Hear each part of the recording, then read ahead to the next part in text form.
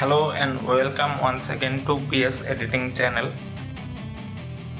এই ফটোশপ টিউটোরিয়ালে দেখাবো কিভাবে খুব সহজে ব্যাকগ্রাউন্ড ব্লার করা যায়।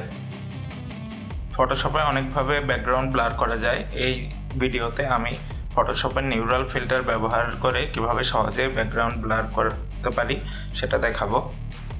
যারা চ্যানেলে নতুন তারা PS এডিটিং চ্যানেলটি সাবস্ক্রাইব করতে ভুলবে না। এরকম নতুন ফটোশপ টিউটোরিয়াল পেতে অবশ্যই সাবস্ক্রাইব করে বেল আইকনটি বাজিয়ে দাও আর ভিডিওটি ভালো লাগলে লাইক আর শেয়ার করে দাও। ধন্যবাদ।